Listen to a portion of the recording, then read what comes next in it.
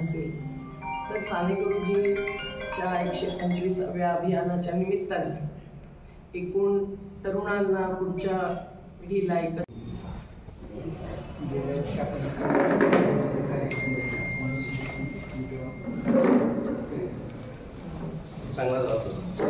काय वाटताना आपण महाराष्ट्र सरकारला काय मेसेज देऊ इच्छितो? फार दुःखद स्थिती आहे चंद्रभागेची सुद्धा आणि प्रत्येक नदीची. आज नदी वाचवायची असेल तर रिव्हरफ्रंट सारखे प्रोजेक्ट्स तर बंद केलेच पाहिजेत. मोठी धरणं सुद्धा बंद केली पाहिजेत बांधणं. भारतामधली सगळ्यात जास्त मोठी धरणं महाराष्ट्रात बांधली आणि तरीसुद्धा आज मराठवाडाच नाही ठिकठिकाणची गावं दुष्काळ भोगत आहेत.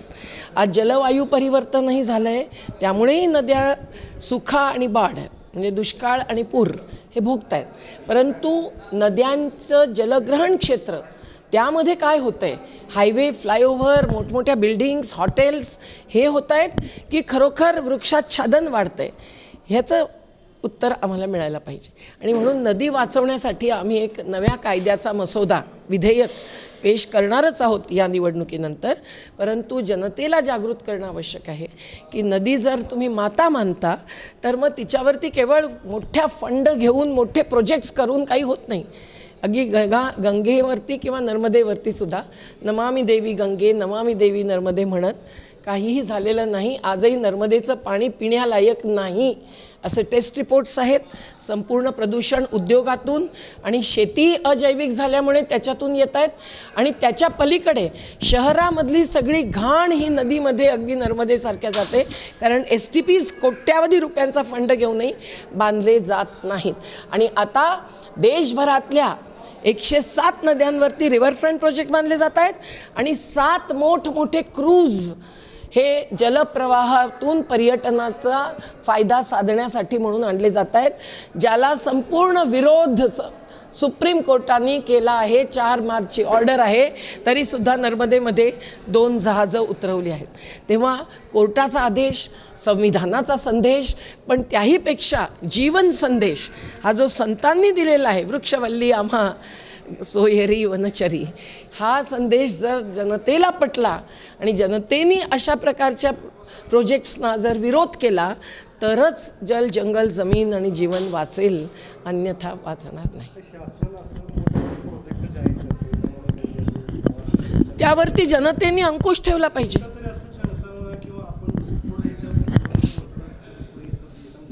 हिम्मत असेल ते बोलतात, नाही असं नाही, पण तो आवाजही त्यांच्या कानात जात नाही हेही आहे.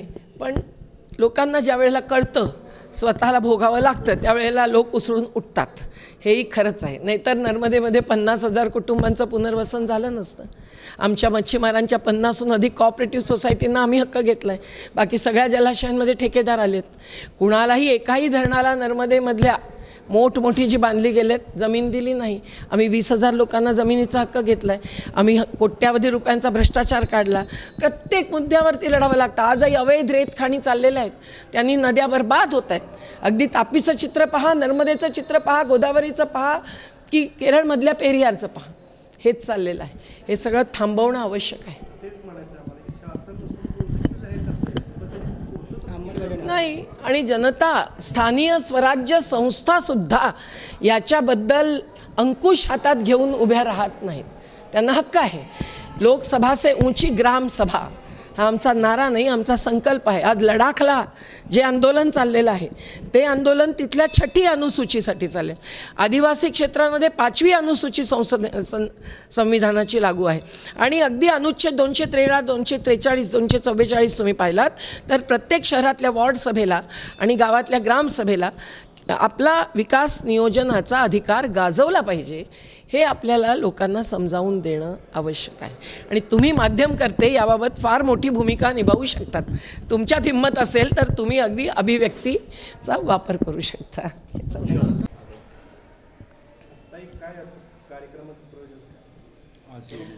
आज साने गुरुजी 125 अभियानाच्या निमित्ताने आणि इथे जे संत समाज तर्फे एक प्रकारचं विचार व्यासपीठ निर्माण केलेला गेला आहे.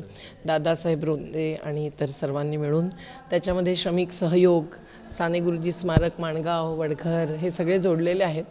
मी ही जनआंदोलनांच्या राष्ट्रीय समन्वयातर्फे इथे आलेली आहे. आणि संतांचे विचार आजच्या परिस्थितीमध्ये पुन्हा उज्ज्वलित करणं, प्रज्वलित करणं आणि लोकांच्या दिमागामध्ये ते ठुसठुसून भरवणं हे आवश्यक आहे. म्हणून अशा प्रकारच्या व्यासपीठाचं महत्त्व आम्ही समजतो.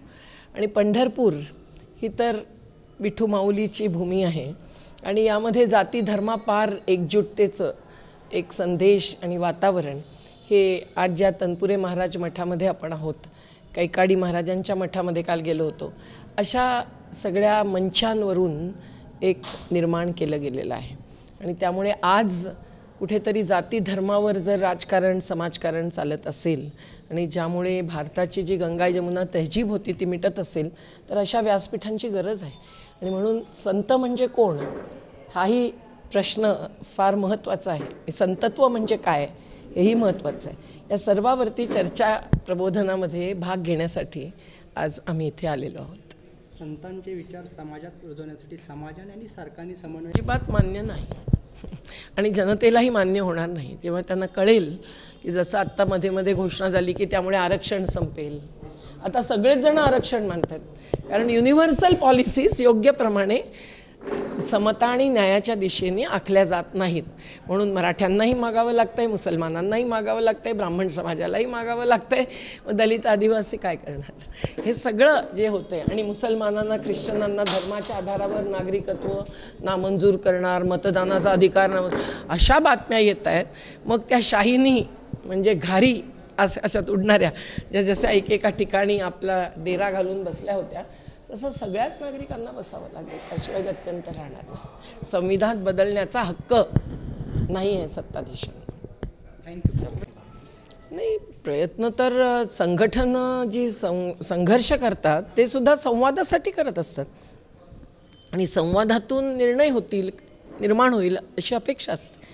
पण जे राजकीय पक्ष आज केवळ अस्मितेचेच प्रश्न उसळवतात आणि संवाद करायला तयार नसतात किंवा जनसंघटना आणि जनचळवळींना स्थान सन्मान देत नाहीत, तिथे ते शक्य होत नाही. पण दोन्ही प्रकारे दोन्ही पातळ्यांवरती आमचे प्रयत्न चालूच असतात. जे संवाद करतात त्यांच्याशी आम्ही संवाद करतो आणि असे आम्हाला प्रत्येक वेळेला अनेक मुख्यमंत्री प्रधानमंत्री भेटलेले आहेत ज्यांनी नर्मदा बचाव आंदोलनासारख्या जन आंदोलनांची अगदी सघन आणि गंभीरपणे चर्चा केलेलं आहे. पण असेही आज सत्तेवर आहेत की जे चर्चा करत नाहीत, उलट सामाजिक कार्यकर्त्यांना जेलमध्ये टाकतात. मग अशा वेळेला आम्ही हिंसेचं उत्तरसुद्धा अहिंसेनेच देत असतो. म्हणून आम्ही आमचा अहिंसक सत्याग्रही मार्ग चालू ठेवत असतो. म्हणून एकीकडे जनजागरण, त्यासाठी संत विचार, संत साहित्य, संत महात्म्य, अगदी साने गुरुजीही संत होते, बाबासाहेबही संत होते आणि बुद्धाची शिकवणही अगदी तुकाराम बाबांपर्यंत पोचलेली होती. जनाबाई बहिणाबाईंसारख्या महिला संतही होत्या आणि अगदी मुस्लिम समाजातले मराठी संतही होते.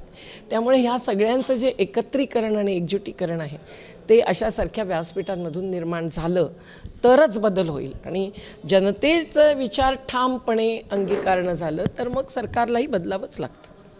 आता नमामि चंद्रभागा